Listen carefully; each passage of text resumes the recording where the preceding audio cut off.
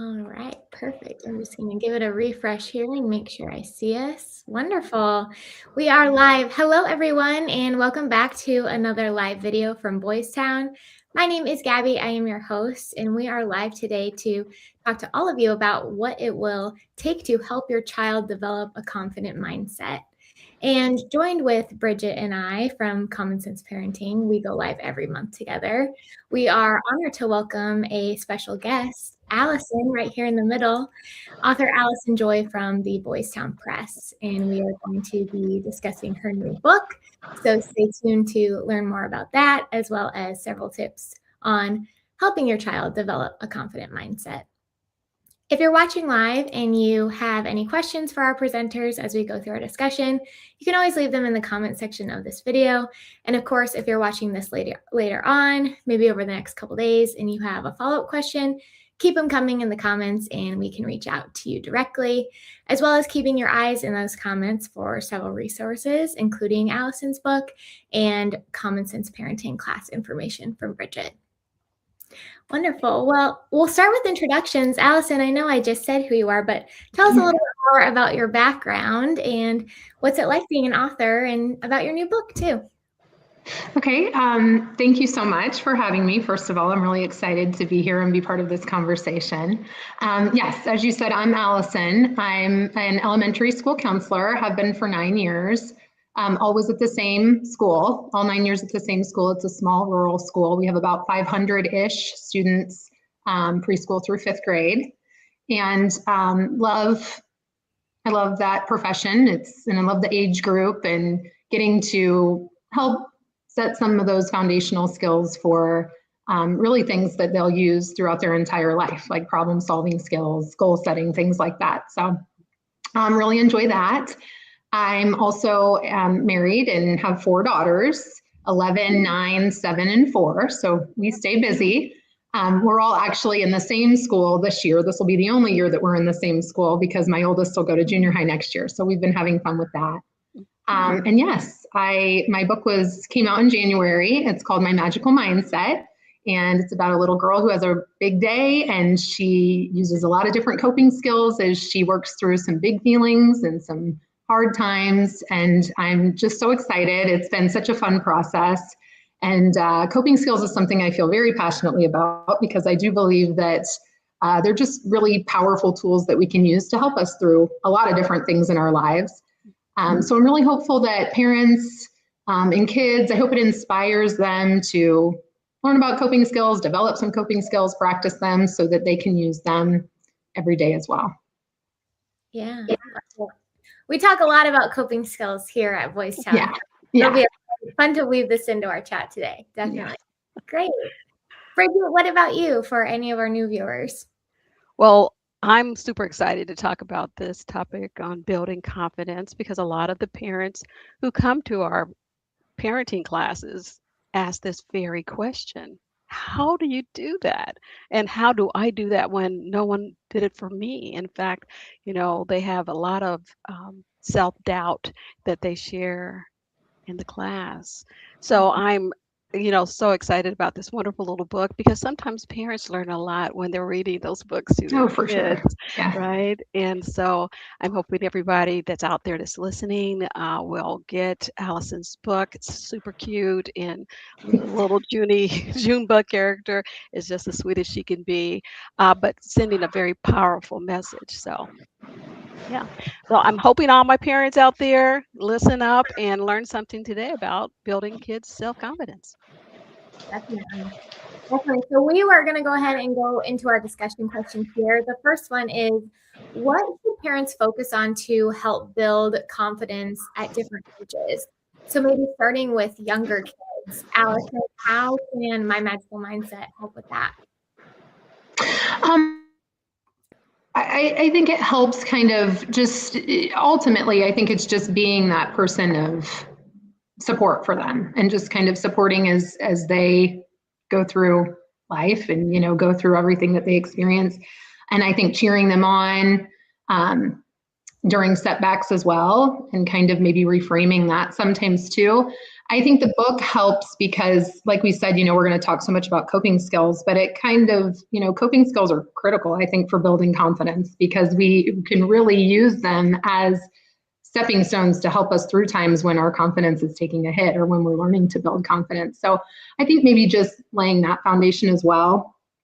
I think we as parents can model confidence, and educators as well model what it looks like to help kids get an idea of what that looks like. We can tell them, but they're going to watch what we're doing and see how we do it. So helping them see that from us.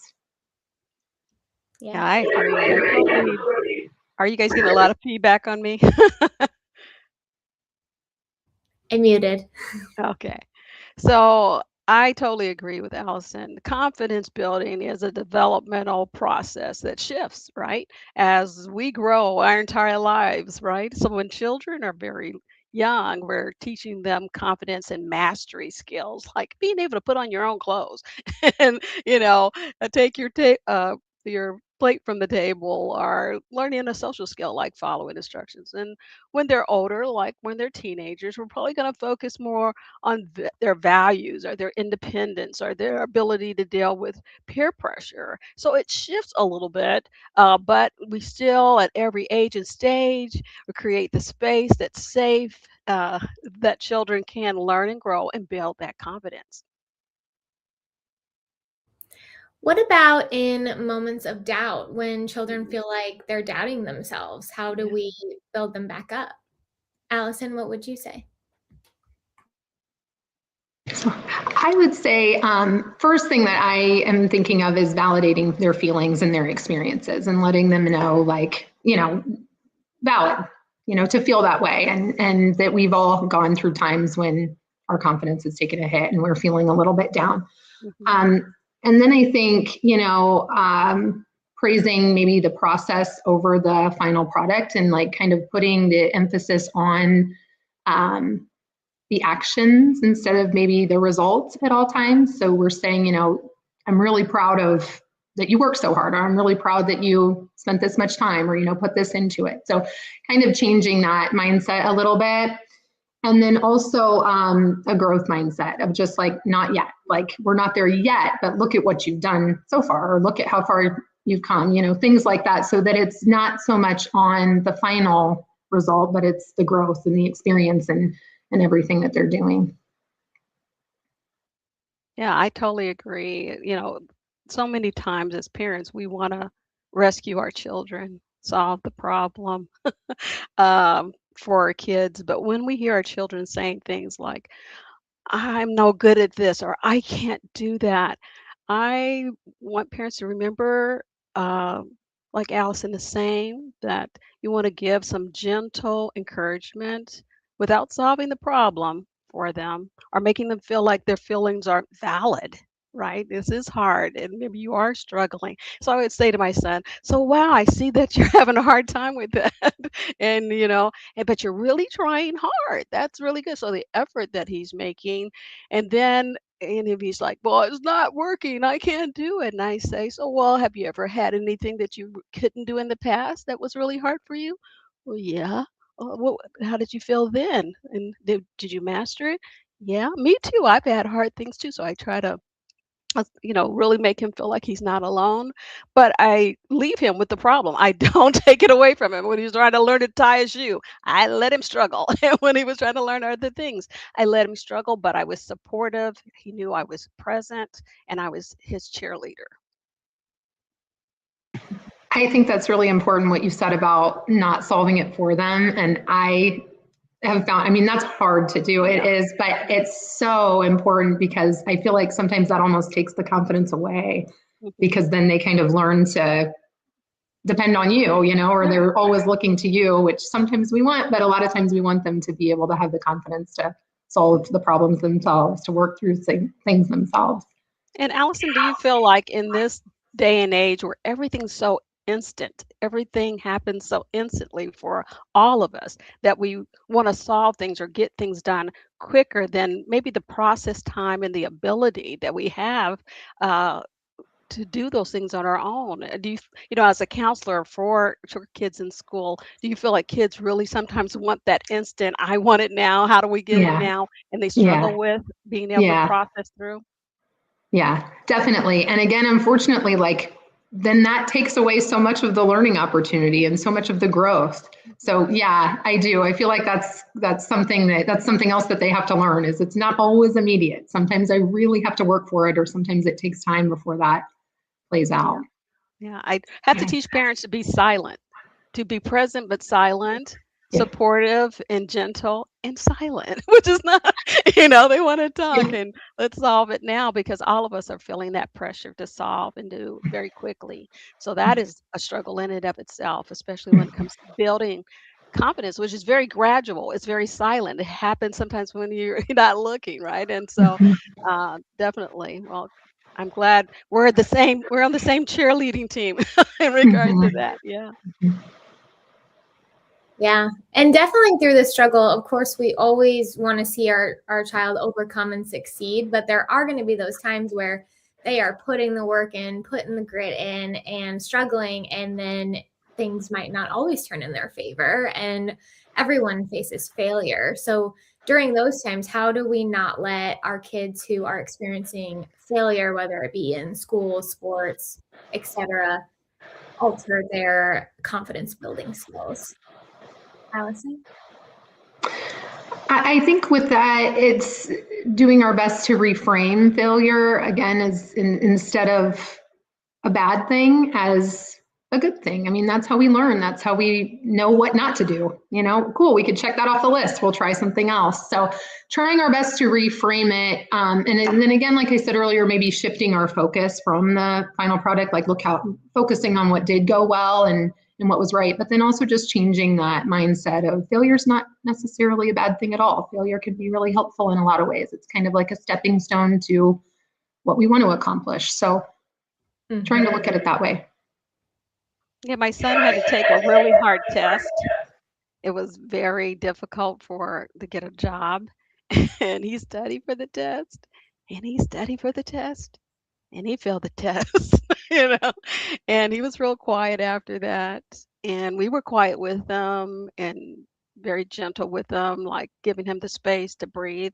And then when he was ready to talk to us about the failure that he experienced and to embrace that setback and to be okay that he learned something from that and for us to be silent and not try to fix it for him or to interrupt his thought process through that and giving him the time to think about it versus like, well, you should do this and now we can go back and I'll study with you. I didn't do any of those things. And I think when he did come back to talk to us about it, Allison, Gabby, he learned more from the failure. He learned that he was confident that he could go back and take that test and he was going to, and he did, and he passed. So I think that, giving kids space and grace and time is so big for all of us to be able to do so they're persistent. I find sometimes people give up. It's not the smarter person that makes the grade. It's the person who's persistently just keep trying. And sometimes, he says, well, I want to give up. And I'm like, do you really want to give up? I'm okay if you give up on things you really want to give up on that are not for you, but don't give up on things that are for you just because they're hard, right? So it's knowing the difference and giving kids a space to decide for themselves. Yeah. I totally agree with that. And I think that as parents, even though it's really hard, I think the earlier we could do that, the better, because then it is setting them up, for later things that maybe mean more to them. I mean, that's debatable, but depending on what it is, but to know I can try again or I can keep going, that this setback isn't the end of everything.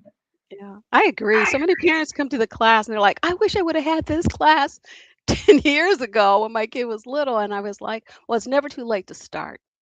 We all make mistakes. We're human beings. And when you can show through your modeling to your kid that you can change, that you can correct mistakes, then they're going to learn that that's why you coming to this class and learning some other ways to handle how you're interacting with them. So it's not too late. But yeah, it'd be great if we can start when they first come on the scene. We're like, I'm ready for you. So come on to the classes, get Allison's book, do whatever you can, talk to some other parents and learn some things that can help you. And so you won't feel defeated as a parent when you're struggling. Yeah. And speaking of modeling, Bridget, we talked a little bit at the beginning on our kids are watching us. They're watching our confidence. So how can we model, positive self-talk and our confident behavior within ourselves to further influence our child's confidence, even on days where we as parents might not be feeling that confident? What do you think, Bridget? Well, I think, like we've been saying here, parent self-talk has a big impact on children. They're like little sponges. Well, they're similar to little sponges. They're taking in what they're hearing and what they're seeing to develop their own internal voice, so to speak, right? And they might, because of what you're saying and what you're doing, develop this viewpoint of I can't do. And so when you're struggling with being able to communicate and you're finding yourself you're doing things that you don't want to do, you don't want to say, they might have been passed down to you like, I want to give up, I can't do this, life is hard, I should just give up. You stop yourself. I actually put my hand up and say, oh, let me stop myself, let me say that again. So it's okay when you find yourself that I've gotten into a negative speak, that you stop yourself. But things you can do with kids to try to put that in your routine, because if you've been negative and it's hard for you to change, you might have to have some conscious routines. So 3 times a day, I tell parents at breakfast, lunch, and dinner, you can see your kids, and that's good to see your kids at meal times if you can. But to just have that point of connection, of positivity. And you can use things like our little, I don't know if you guys can see this here, but our little praise box that you can get online at our boystown.org site. And what will you do is the kids praise you for things, you praise your kids for things, you encourage them, you tried hard for their intent, for their independence. So you can praise them for their self-confidence and for them trying and failing, that you tried, you failed. Did you learn? Yeah, I learned. Good job. And so 3 times a day, I try to just listen to kids, hear their concerns, let them problem solve through things and be there for them. And while I'm there, I try to have that same kind of, I'm going to have a big day today. I'm going to be talking to Allison. I have a lot of things I need to study.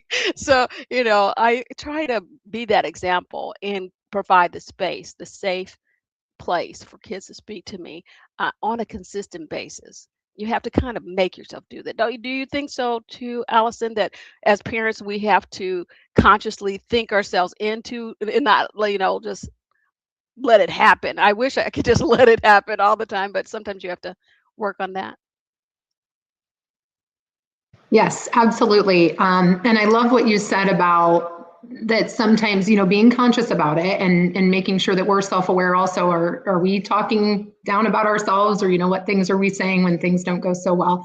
But then also sometimes we have to go back and say, well, wait a minute, I didn't say the right thing there. Or, what I said probably was not true. I can do better, or, I can keep trying. And so I think that's okay too, because I know I found myself before having to go back and model for my girls something that I probably didn't model so well in the moment, but instead of just letting it go, addressing it. And then I really like your recommendation about like being intentional about things to celebrate, or things to what's going well, the praise moments. And we do something, the rosebud thorn, we try to do that at dinner every night. So your rose is you're sharing your positive, your thorn is what didn't go so well, and then your bud is something that you're working on or something that you're still trying. And so that's one way that we can take that time of connection and hear a little bit about what's going on in their day, but then also find out what are they struggling with, what's not going so well, things like that. So that's another idea to connect and see what's going on there too. I'm going to take that idea, because we do peek and pit at our family dinner. Yeah, I like that. The rose with the bud, that adds Mhm. kind of in between of, it's not a totally high and low, but you have middle ground. I love that idea. Okay, everybody write that down. That was a good one. I'm taking that home. Yep. For kids who are naturally shy, more anxious, or hesitant, what are realistic ways to help build their confidence without pushing them too far out of their comfort zone? Bridget? Well, you know, one thing I want parents to do is stay away from labeling kids. Don't introduce your kid like, oh, this is my daughter. She's, you know, really shy. Or, labels are for cans, not for kids. Let's avoid them if at all possible. And kind of with children who uh, take some time to transition and to connect with people, I would say just be gradual about it. Little steps are good. All right. And go to their pace, not your pace, right? Accept their temperament, their focus, their ability, and practice is always good in a neutral place where the child is ready and they can build up their bravery skill, their bravery behavior. Even when they're not feeling brave, if they practice, they can pull that skill out when they need it, right? So again, don't label kids. Take us, easy go, step by step approach. Accept their temperament. Don't say, well, so and so down the street has plenty of friends. Why don't we try to make friends? So if they're not ready, we go at their pace and then practice. What do you think, Allison? Some more tips that Junebug used in the book that you can share that she used when she was going to her new school? Yeah, I mean, I think what you said is amazing. Every child is different, and what works for one isn't necessarily going to work for the other. So just starting small and supporting them where they are. And I love how you said where they're comfortable, finding areas where they're comfortable. I'm really big on play-based practice too. So like finding play opportunities or experiences where they can work on that or take on more of a leadership or more confidence. Teaching, my girls love to play teacher. They're always playing store. They love to play store, things where they can make decisions and be in charge, and then kind of just fostering that, a little bit. But yeah, I think it's so important to just meet them where they are, go slow. We're not pushing them towards anything. I just don't think in the long run that would get as much growth as you would if you just, kind of let it naturally happen while still supporting and providing those opportunities. Yeah. So good what you said. So good what you said about comparison, because especially in the day and age we live in where, we're not only just comparing ourselves as kids to Sally at recess, we're now comparing to people we're seeing on social media, especially going into those teenage years. And so I mean, that is so important, especially when we're in a world now where your confidence can be knocked even without someone even saying anything to you because you're in that game of comparison back and forth. So I'm glad we touched on that. Yeah. We've got a couple more questions here on our list. So if you have a question for Bridget or Allison, make sure you leave it in the comments. And of course, after this video, check out all the resources we have offered, including Allison's new book and the Boys Town Press and our Boys Town Parenting. So if a parent feels like their child's confidence has already taken a hit due to a tough experience and they're having kind of a hard time bouncing back from that, how can we work to help rebuild that? Allison, does the book have any tips that maybe models this? Yeah, I think the book would be really helpful for this because there's so many different ideas, so many different coping skills. Again, it's all about supporting them and providing that support. But like we've talked about before, we got to let them overcome it, right? I mean, we want to be there without doing it for them. So I think the book gives a lot of great examples of different coping skills, different ways that we could support kids without maybe stepping in too much and letting them find that for themselves. Yeah, I agree. I think parents are the scaffolding, right? The support scaffolding that kids need, but they're going to do the climb. We're going to be there to support them. And when they run against something that really kind of floors them, really makes them go, oh, wow, that really hurt, or that was really a struggle for me. It's really creating that safe base, that place at that I know nobody's going to judge me or put me down or act like, well, I'll do it for you, or those kind of feelings. And that kids do have the time, that we're not in a rush for you to solve this problem right away, and that they can take those small steps toward independence, that we are looking at their progress and not just their achievement, like Allison said, that we're there with them, not to view them from external benchmarks, right? But to celebrate, like she was saying, to recognize their own individual skills, their own interests, right? And that when they struggle in our presence, it's okay. We're here, and it's okay to struggle. That's how you learn, and that's how you eventually succeed. Mm-hmm. Yeah, well said. Well said. One last question is, what would you both want parents to remember on the hard days when they feel like they're not doing enough to help build their child's confidence? Allison? I think, first of all, give yourself grace because parenting is a roller coaster and, it's just a wild ride. So really remembering to give yourself grace and that we all, we're talking about confidence and setbacks, that applies to parenting too. So developing our own growth mindset and realizing that it's not like a start and stop, it's a continuous thing. And there'll be highs and really great moments, and then there'll be some not so great moments. But I think with connection, I think it's all about connection with kids. Mm-hmm. And again, obviously the love and support, but just being there for them. And sometimes we have to try lots of new things to get a result, or to get back on track. But that's okay. We'll keep trying. We'll keep going, and we're not giving up. Here. I'm definitely with Allison on the idea that parents really will have to work on quieting their own negative internal thinking. And just taking some time to calm down, to be quiet, to be silent. Take just those few minutes. It just takes a few minutes a day to get to that place that Junebug got to, which I really loved in the book, where she doesn't focus on the problem, she focuses on the solution. That I feel anxious right now and I'm scared and I don't know anybody, but I'm going to take a deep breath, right? I'm going to slow things down to my own pace. So definitely, parents, take the time to connect with yourself, with your children. Don't look for perfection. Look for the connection. And I think when you pick up the book, when you come to a class, when you talk to your friends, when you take that moment for yourselves, you're going to be able to find more opportunities to build your own self-confidence as parents and to build your children's self-confidence as individuals and watch them really grow. So keep up the good work, everybody. Yes, well said. Well, thank you both so much for sharing on this, and especially, to have you both on as not only parents of your own kids, but, experts in this field, counselors, authors, parenting trainers. It's just awesome to have kind of a roundabout look at this topic and many other topics that we cover here at Boys Town Parenting.